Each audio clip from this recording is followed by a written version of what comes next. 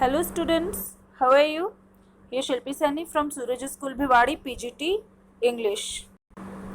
Today we'll start our poem How to Tell Wild Animals by Carolyn Wells. And that is in our UT syllabus, that is why we are doing this poem. Clear class? Now the central idea of the poem, or you can say the theme of the poem How to Tell Wild Animals by Carolyn Wells revolves around the dangerous ways to identify the wild animals.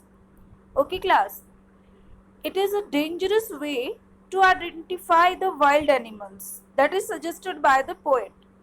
The poet tries to distinguish one animal from the other in a humorous way. Here you will find the humor. Okay, in a humorous way, poet has distinguished one animal from the other. Clear?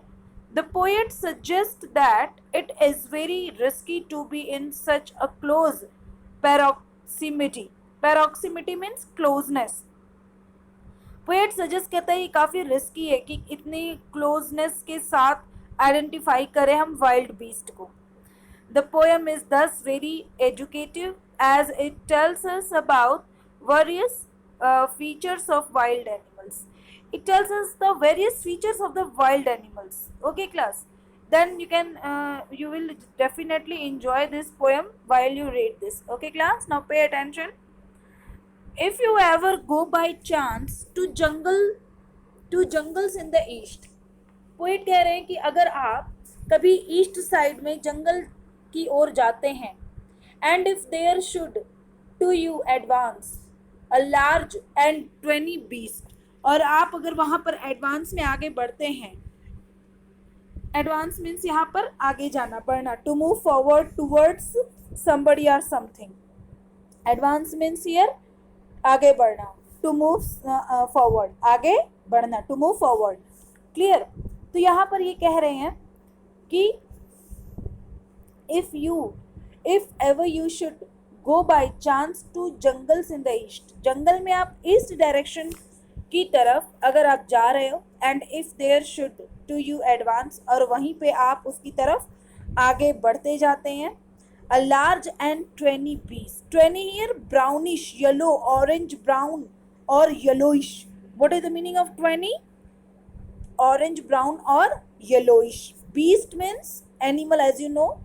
Okay, a large and tawny beast. You will see there a large and tawny beast, यानी कि एक बड़ा और orange या brown या yellowish colour का एक बड़ा सा बीस्ट मिलेगा.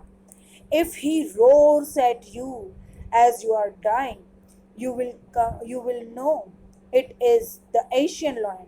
और अगर ये रोर माने दहाड़े आपके ऊपर, दहाड़ता है, जोर से बोलता है, दहाड़ता है, तो और आप मरने को हो जाते हो, यानी कि आप डर जाते हो, तब आपको पता चल जाएगा, यू विल नो, आपको पता चल जाएगा कि ये क्या है, Asian lion. Clear class? Clear? If अगर आप जो हो ईस्ट साइड में जंगल की तरफ आगे बढ़ते हो और वहां पर आप आगे जब जाते हो तो आपको एक बड़ा सा बीस्ट मिलता है जो कि येलोइश में, और वो दहाड़ता है आपके ऊपर और आप डर जाते हो, तो समझ लेना कि वो एशियन लॉयन है. और if some time when roaming ground a noble wild beast greets you with black strips on a yellow ground, just notice if he eats you. This simple rule may help you learn the Bengal tiger to discern. Okay class, now you can see here ground means background. Here the word ground is used for background. Noble means royal, noble. Okay, the discern means make out or identity. Okay, identity, discern means. Then now you can say, or if sometime when roaming round, अगर आप कभी इधर उधर घूम रहे हैं और आपको एक रॉयल तरीके का जंगली बीस्ट, डेंजरस एनिमल दिखता है और आपको ये ग्रीट करता है, वेलकम करता है, अगर विच, और जो कि ब्लैक स्ट्रिप है, येलो ग्राउंड है, यानी कि पूरे तरीके से वो येलो कलर का है, और उसके पास जो है उसके ऊपर ब्लैक कलर की जो है क्या है, स्ट्रिप्स है. स्ट्रिप्स यानी धारियां. You can see here in the picture, here you can see this is our animal, the Bengal tiger. Here you can see black strips on the background of that animal. Okay, just notice if he eats you. और अगर आप notice करोगे अगर ये आपको खाता है यानी कि आप पर अटैक कर रहा है, तब आपको पता चल जाएगा। ये सिंपल रूल आपको जानने में मदद करेगा कि वो बंगाल टाइगर है। उसकी पहचान क्या है, आइडेंटिटी क्या है उसकी, आइडेंटिफाई कैसे करेंगे हम उसको कि ये बंगाल टाइगर है। अगर वो आपको खाने के लिए आ जाए और उसके बॉडी के ऊपर जो है येलो ग्राउंड है, यानी कि येलो कलर की उसकी पूरी बॉडी और उसके ऊपर ब्लैक कलर का स्ट्रिप है। Clear? If strolling forth a beast you view, whose hide with spots in is peppered, as soon as he has leapt on you, you will know it is the leopard. It will do not good to roar with pain. He will only lap and lap again. अब ये कह रहे हैं if strolling means walking casually. Strolling means walking casually. Here it is strolling and it is what, walking casually. Wait कह रहे हैं कि अब बीस्ट यू व्यू, अगर आप ऐसे कैजुअल घूम रहे हो इधर उधर और आपने एक बीस्ट देख लिया, एक डेंजरस एनिमल देख लिया, whose hide with spot is peppered. अब आप देख सकते हैं कि जिसकी जो है वो जो उसकी बॉडी है, क्लियर, जो कि कवर्ड है स्पॉट्स के साथ, spots is peppered, you can see here कि जो स्पॉट है उसकी पूरी बॉडी पे, peppered means here covered with spots. Clear? तो यहाँ पर इसकी बॉडी जो है आप देख सकते हो कवर्ड है पूरे स्पॉट से। As soon as he has left on you, और आप ये नोटिस करना कि जैसे ही ये आप पर left means here taking a jump toward someone, कि वो आपके ऊपर जंप कर रहा है। Clear? You will know it is the leopard, और आपको इस तरह से पता चल जाएगा कि वो लेपर्ड है। It will do no good to roar with pain, he will only leap and leap, और वो क्या करेगा, वो सिर्फ जो है आपके ऊपर बार बार जंप करेगा।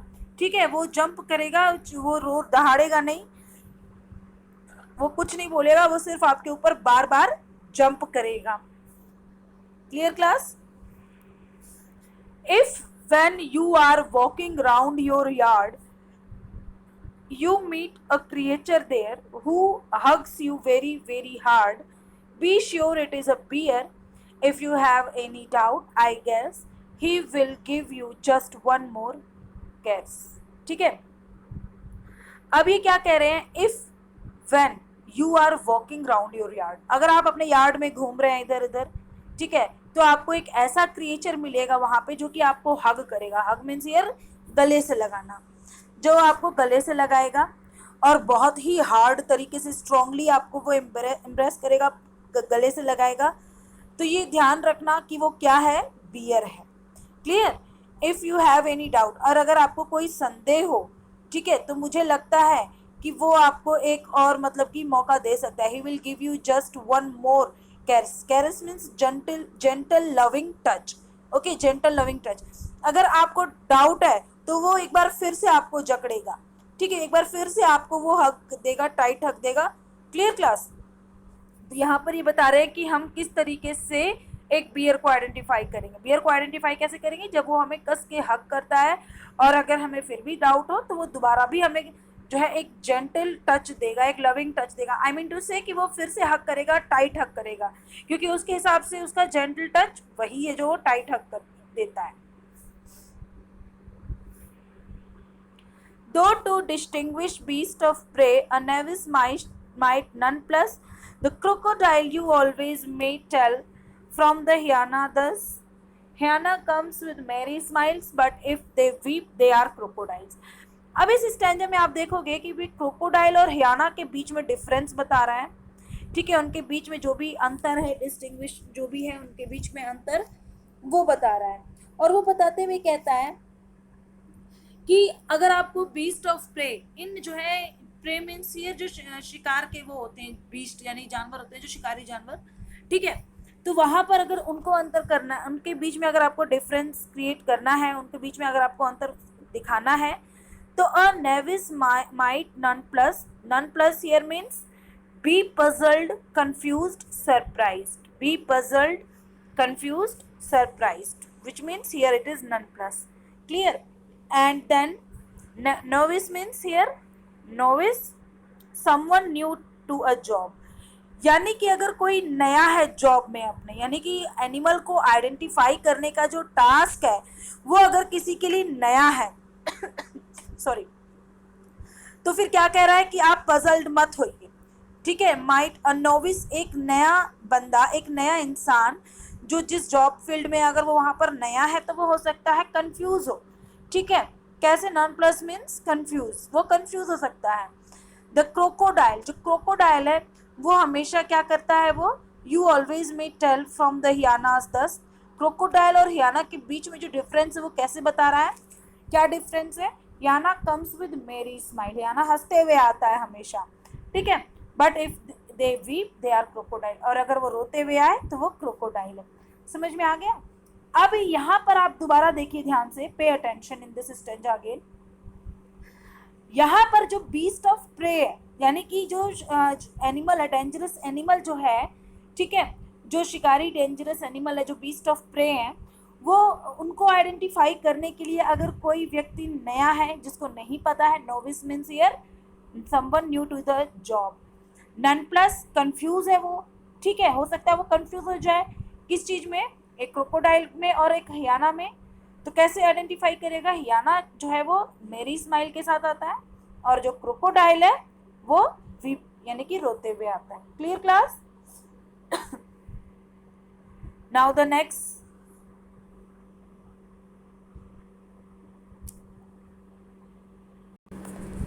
now this is the last stanza. The true chameleon is small, a lizard sort of thing. He has not any ears at all and not a single wing. If there is nothing on the tree, it is the chameleon you see. अब यहाँ पर ये एक chameleon के बारे में बता रहा है। chameleon क्या है? A small lizard. What is chameleon? A small lizard that can change color according to its surrounding, जिसे हम हिंदी में गिरगिट भी कहते हैं, जो अपना कलर चेंज कर लेते हैं अपने सराउंडिंग के हिसाब से। तो एक ट्रू जो है कमेलियन है, जो छोटा सा होता है, लिजार्ड टाइप की चीज़ है, जैसे गिरगिट है। He has not any ears at all, उसके कान नहीं होते हैं। And not a single wing, और उसके पंख भी नहीं होते। If there is nothing on the tree, और अगर पेड़ में और कुछ भी नहीं है, तब it is the chameleon you see. तो ये क्या है? ये कमेलियन हो सकता है, जैसा कि आप देख सकते हो। ये क्या हो सकता है? कमेलियन हो सकता है। तो हम इस तरह से कमेलियन को आइडेंटिफाई करेंगे। I think the poem is clear class. If you have any doubt, you can contact me. Okay class, you have to write the summary and NCERT questions also, and some extra questions you will be given. Clear class? Okay, thank you.